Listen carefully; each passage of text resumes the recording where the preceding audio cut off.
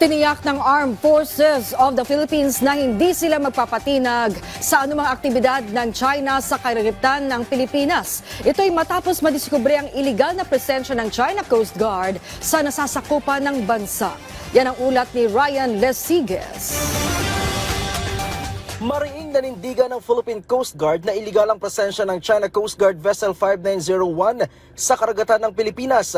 Ayon kay PCG spokesperson for the West Philippine Sea, Commodore J. Tariela, hindi innocent passage ang ginawa ng China, kundi isang pagpapakita ng lakas na meron silang kakayanan na magsagawa ng law enforcement operations sa karagatan na nasasakupan ng bansa.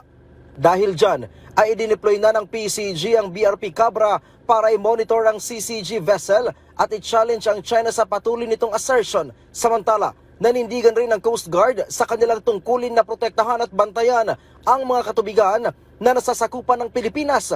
Bukod naman sa pananatili ng monster ship sa EEZ ng Pilipinas, nag-deploy na rin ang China ng kanilang People's Liberation Army Navy helicopter kung saan nag-hover pa ito sa itaas ng barko ng PCG na BRP Cabra. Ang Armed Forces of the Philippines tiniyak na hindi magpapatinag at ipagpapatuloy ang kanilang mandato na magpatrolya, maging ito man ay sa karagatan o sa himpapawid sa kabila ng presensya ng CCG na may bow number 5901. Nauna nang ikinabahala ng palasyo ang pananatili ng monster ship ng China Coast Guard sa Exclusive Economic Zone ng Pilipinas. Patuloy ang pagbabantay ng BRP Cabra ng PCG sa monster ship ng China at pag-i-issue rito ng radio challenge. We are reminding you that you are within 76 nautical miles west of Capones Point, Zambales, inside in the Philippine Exclusive Economic Zone. Please leave this area immediately. Over. Mula Sabado pa ito binabantayan ng mga idineploy na asset ng PCG na unang na-detect sa tulong ng Dark Vessel Detection System ng Canada.